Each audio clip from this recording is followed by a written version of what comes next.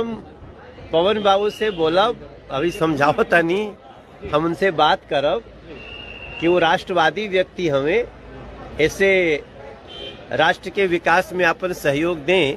रही बात राष्ट्रवादी की, तो राष्ट्रवादी मेरे खून में है। राष्ट्रवादी मैं था, हूँ और आजीवन राष्ट्रवादी रहूंगा। बाकी बैक होने का काम न मैं जीवन में कभी किया हूँ और ना ही कर पाऊंगा। हेलो दोस्तों, नमस्कार, प्रणाम। मैं रंजीत कुमार और आप देख रहे हैं बुलंद बिहार। क्या लगता है कि मनीष कश्यप की तरह आप पवन सिंह भी पलटी मार देंगे? क्योंकि मनोज तिवारी का एक बयान जो बहुत तेज़ी से वायरल हो रहा है, आप लोग ने भी देखा होगा कि उन्होंने साफ बोला है कि हमने अब पवन सिंह से भी बात करेंगे। पवन सिंह शुरू से राष्ट्रवादी थे, राष्ट्र हित के लिए वो काम करते आ रहे हैं और हम चाहेंगे कि अभी भी वही करे जो राष्ट्र हित में हो। उसमें पवन सिंह भी बहुत शानदार जवाब उन्होंने भी दिया कि राष्ट्रवादी तो मेरे खून में है, राष्ट्रवादी मैं था, राष्ट्रवादी मैं हूँ और जब तक रहूँगा तब तक राष्ट्रवादी ही रहूँगा।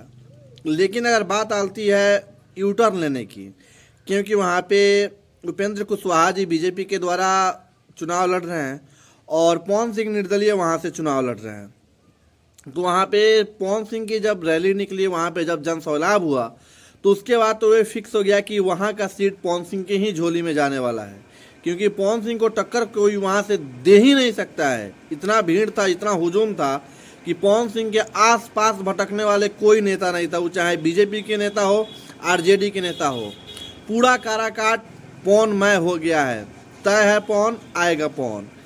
तो ये सब देखने के बाद एक बीजेपी वाले के द्वारा ये बहुत बड़ी षड्यंत्र चल रहा है, जिसमें मनीष कश्यप तो पूरी तरह से बीजेपी में सम्मिलित हो चुके हैं और वो अपना जो सम्मिलित हुए हैं उसका जो भी श्रेय है अपने माता श्री को देना चाहते हैं कि मेरी माँ ने सौंप दिया। यार और कितना मूर्ख बनाओगे तुम लोगों को? तुमसे तो सच पूछो ना तो दिल टूट गया है यार। अगर हम लोग एक कुत्ता पर भरोसा किए होते ना तो वो भी थोड़ा सा वफादार होता, लेकिन तुम उससे भी ज़्यादा नीच निकले। तो तुम तो कुछ बोलो ही मत कि मेरी माँ ने सौंप दिया नरेंद्र मोदी जी के हाथ में, अब मैं उनके साथ मिल के काम करूँगा। तुम कुछ नहीं करेगा, तुम वही करेगा जो तुम्हारे लिए फ़ायदा होगा और तुम अपने फ़ायदे के लिए कुछ भी कर देगा। तुम तो शुरू से लेके अभी तक जेल में था, उस समय भी तुम लोगों को गुमराह करके अपना चेहरा चमकाया। जेल से निकलने के बाद वोट बैंक के नाम पे लोगों को गुमराह करके अपना चेहरा वहाँ भी चमकाया और अब उसके बाद अब माँ के ऊपर इल्ज़ाम लगा रहे हो। ऐसा मत करो।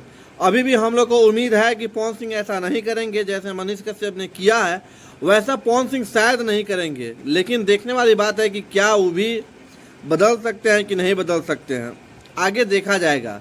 लेकिन अब दिन प्रतिदिन इन जैसे लोगों के वजह से ही किसी पे उम्मीद करने में भी दिल सहम रहा है कि पता ना मेरे उम्मीदों के साथ कोई खिलवाड़ करेगा या कि मेरे उम्मीदों पे कोई खारा उतरेगा। क्योंकि एक पे तो सब किसी ने उम्मीद अपना जताया था, लेकिन ऐसा उम्मीद तोड़ने वाले के साथ अब फिर मिजाज नहीं कर रहा है ना कि किसी के ऊपर हम उम्मीद करें और किसी के सहारे आगे बढ़ने की कोशिश करें। क्योंकि जब हम लोग संघर्ष के दुनिया में हैं तो हमें संघर्ष करना ही पड़ेगा और कुछ भी मुकाम को हासिल करना होगा तो अपने मेहनत के बदौलत, अपने संघर्ष के बदौलत। लेकिन इन जैसे चूतिया जो लोग हैं ना, सिर्फ अपना चेहरा चमकाने के लिए कुछ भी कर देंगे। ना ही आपका संघर्ष देखेंगे, ना ही आपकी प्यार उन लोग को दिखाई देगा और ना ही वो आप लोग का परिश्रम दिखाई देगा। उन लोग को एक ही चीज़ दिखाई देगा कि हम कैसे दिन प्रतिदिन आगे बढ़े। तो बाकी यही सब चीज़ है। देखने वाला बात होगा कि क्या मनीष कश्यप की तरह पवन सिंह भी कल्टी मारेंगे या पवन सिंह अपने चाहने वाले की उम्मीद पे खारा उतरेंगे। बाकी जैसे रिपोर्ट मिलेगा हम आप लोगों को बताने की पूरी कोशिश करेंगे। तब तक प्लीज़ इस चैनल को सब्सक्राइब करके आप लोग इससे जुड़ जाइए। जय हिंद।